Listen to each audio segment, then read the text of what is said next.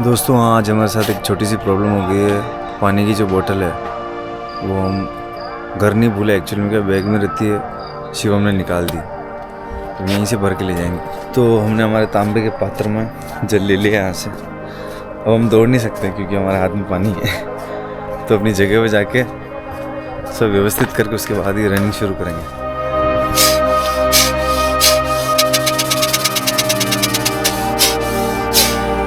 तो दोस्तों भस्त्रिका हो गई, अब रनिंग करते हैं, ठीक है ना। जय जय शिव शंभू, हर हर महादेव।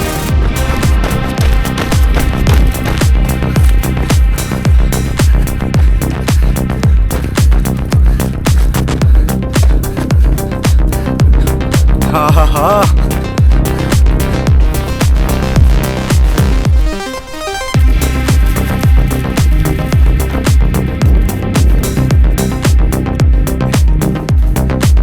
सुबह सुबह की बात ही अलग है। हाँ, मेरे पास शब्द नहीं है ये जो आनंद आता है उसको बयान करने के लिए।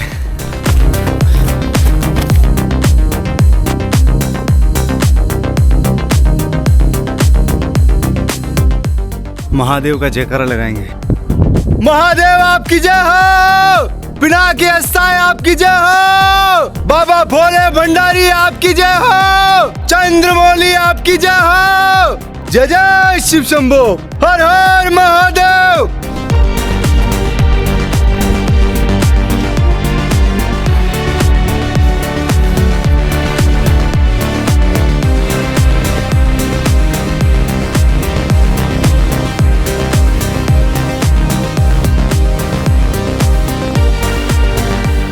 दोस्तों एक छोटी सी प्रॉब्लम हो गई है। मेरा ईयरपोर्ट जो है ना कान का, एक गिर गया है शायद क्योंकि गाना नहीं चल रहा था। व्लॉग करते हुए ध्यान नहीं रहा, एक गिर गया शायद।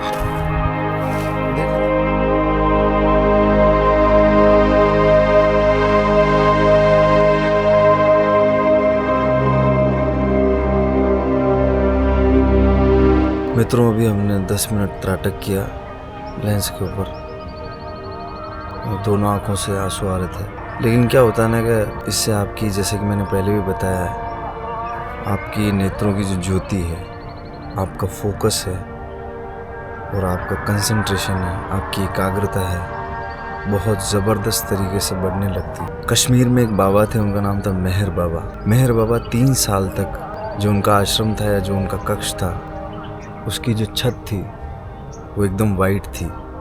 उस छत को देखते रहे और 3 साल में उनकी समाधि लग गई और वो परम ज्ञान को उपलब्ध हो गए।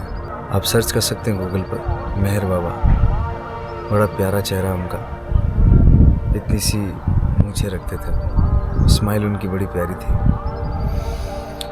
तो डोंट वरी बी हैप्पी जो स्लोगन है वो मेहर बाबा के दिया हुआ है। तो मेहर बाबा को सिद्धि त्राटक से मिली थी, बाह्य त्राटक से। वो एक टक देखते रहते थे और बिल्कुल शून्य हो जाते थे। थोड़ी देर जप करेंगे इस पे, फिर उसके बाद हम माला करके फिर काउंटर पे शिफ्ट हो जाएंगे। काउंटर है। माला हमेशा शुभ कर्म के लिए, अच्छे काम के लिए अंदर की तरफ खींची जाती है। और तांत्रिक विद्या में अगर कोई उच्चाटन करे, मारण मोहन विद्वेषण वाले कर्मों में माला उल्टी चलती है, आगे की तरफ जाती है और इस उंगली से चलती है, तर्जनी से। ये अहंकार की उंगली है। जैसे हम किसी को कुछ समझाते हैं या किसी को धमकाते तो कैसे धमकाते, वो ही चुप हो जा, तो ये उंगली आ जाती बाहर। तो ये उंगली जो है, ये वाली, ये ईगो की सूचक है। और ये तीनों जो है शुभ कर्मों के लिए, निष्काम भक्ति के लिए माला अंदर की तरफ आती है, ठीक है ना। तो अब जब करते हैं,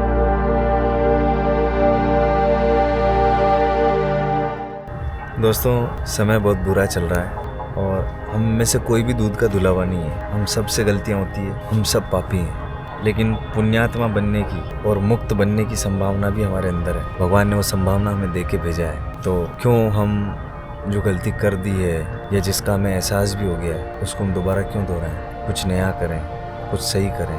क्यों हमारी आत्मा पे गलत कर्मों का भार चढ़ाएं? इसलिए सावधान होकर कर्म कीजिए, क्योंकि हर कर्म का फल भोगना पड़ेगा, ठीक है ना मित्रों। शवासन के लिए लेटते हैं।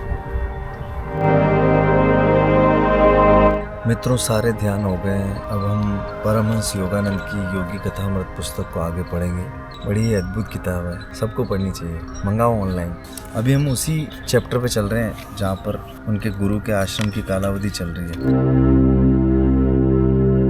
दोस्तों हमारे OnePlus का जो एयरबड्स है वो गुम गया है, गिर गया था सुबह। लेकिन ये देखो, ये फुटेज है, लास्ट फुटेज, जिसमें ये जो पेड़ दिख रहा है आपको, ये देखो आप, मैं दिखाता हूँ आपको। इसमें ध्यान से देखो, मेरे कान के अंदर है ईयरबड, ये वो पेड़ है। मतलब मैं इस पेड़ से आगे हूँ, ये क्रॉस वाला पेड़ भी दिख रहा है इसमें, देखो ये रहा वो पेड़। इस पेड़ से मैं आगे हूँ काफ़ी, तब तक मेरे कान में है वो। फिर मैं आ गया यहाँ तक, मतलब इस जगह तक भी मेरे कान में था वो, लेकिन गिरा कहाँ, अब ये ढूंढना है उसको। भले लगेंगे 15-20 मिनट, आधा घंटा, हम ढूंढेंगे उसको, क्योंकि मुझे पूरा विश्वास वो मिल जाएगा। मेरे अंदर से आवाज़ आ रही है, हमको मिल के रहेगा वो। ढूंढते हैं।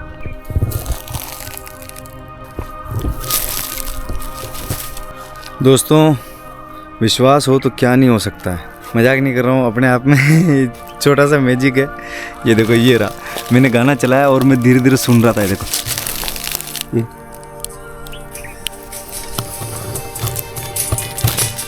ये रहा हमारा ईयरबड,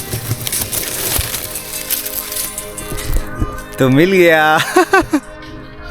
गजब हो गई यार ये तो यार। मुझे पूरी उम्मीद थी कि ये मिलेगा ही मिलेगा, क्योंकि यार ये खरी मेहनत की कमाई का है यार। हालांकि लगा हमारे को 15-20 मिनट, लेकिन क्योंकि मैं पूरा कॉन्फिडेंट था कि ये मिल जाएगा, क्योंकि वीडियो देख लिया था। वहाँ तक इस पिलर से पहले तक हमारे कान में था वो, उसके बाद वीडियो बनाया नहीं। फिर यहाँ आके हमने बैग उठाया, फिर सूर्य देवता को जल चढ़ाया, और उस दरमियान ही शायद ये गिर गया, क्योंकि उस वक्त मैंने म्यूजिक नहीं चला रखा था, तो ये इधर गिर गया, हमें मिल गया। ठीक है, ये नहीं भी मिलता तो भी हमारी हंसी में कोई फ़र्क नहीं पड़ता। यही तो अध्यात्म है, हर स्थिति में संभाव रहना ही तो हमें सिखाता है अध्यात्म। भगवान बार बार कहते हैं गीता में, भगवान श्री कृष्ण गीता में बार बार कहते हैं कि तुम सुख और दुख, धूप छाँव, हर तरह का मौसम, सभी तरह की चीज़ों को सह जाओ और विचलित मत हो। जब खुशी का मौका आए तो एकदम उतावले हो के पागल मत हो, ठीक है ना, और जब क्रोध आए तब भी पागल मत हो। दोनों स्थितियों में अपने आप को संभाल के रखो। लेकिन ये तभी हो सकता है जब हम होश के अंदर जिए, खुद का होश बना रहे, तभी हो सकता है, बाकी ये पॉसिबल नहीं है। बाकी मुझे भी बहुत क्रोध आता है, बहुत भयंकर गुस्सा आता है मुझे। मेरी सबसे बड़ी समस्या ही गुस्सा है। मित्रों आज योगी कथा अमृत में हमने पढ़ा, अपनी शक्तियों को बचा के रखो, समुद्र के समान विशाल बनो, जिसमें इंद्रियों की सभी नदियां चुपचाप विलीन होती चली जाती। प्रतिदिन नई शक्तियों के साथ जागती ये वासनाएं तुम्हारी आंतरिक शांति को सोख लेगी। ये वासनाएं जलाशय में बने छिद्रों के समान है, जिसमें प्राण मूलक जल विषयासक्ति के रेगिस्तान में नष्ट होने के लिए बहा दिया जाता है। इसलिए आत्म संयम के सिंह बनकर संसार में विचरण करो। इंद्रिय दुर्बलताओं के मेंढकों की लातें खाकर इधर उधर भटकते मत फिरो। ठीक है ना, ये था सार। कैसा लगा आपको कमेंट कर देना। ये हमने पढ़ा आज, बड़ी गजब की लाइन है। इंद्रिय दुर्बलताओं के मेंढकों की लातें खाकर इधर उधर लुढ़कते मत फिरो। कितनी गजब की बात है। आत्म संयम के सिंह बनकर संसार में विचरण करो। ये था हमारा आज का नवरात्रि का 6ठा दिन। सभी को मेरा प्रणाम। जय जय शिव शंभू, जय भवानी।